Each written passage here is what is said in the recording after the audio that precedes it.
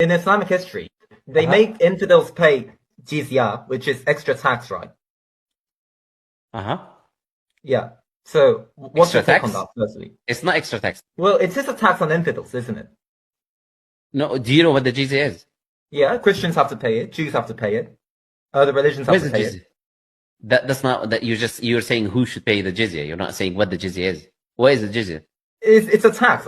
That's what I'm saying. What kind of tax and why is it applied? It's just a tax levied on infidels, right? Not right. That's incorrect. Yeah. Allah Azza wa Jal mentions the jizya in the Quran, in chapter 9 of the Quran. It's a tax for specific type of people. Who are those people? They are the military-aged male combatants. So children, women, old people who are poor, who have no money, anyone who has zero money to pay, anyone who's like, let's say, a priest or a monk who doesn't work or whatever, all of these categories of people are exempt from the jizya.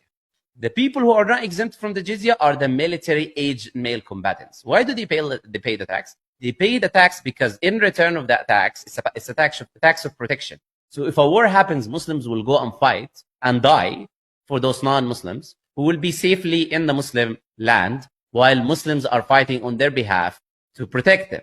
Now, on the other hand, this tax, which is limited and it's specific, it doesn't increase or decrease based on how much money you have. On the other hand, Muslims have to pay something called the zakah, which is 2.5%.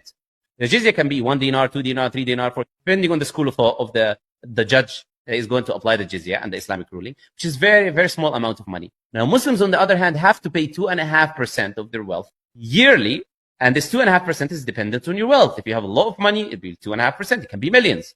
Now, it fluctuates and it can be different based on the amount of savings and money that you have as a person. On the other hand, the non-Muslim who is living, a woman doesn't need to pay the jizya. A child doesn't need to pay the jizya. An old, poor man doesn't need to pay the jizya. All of these people don't need anything.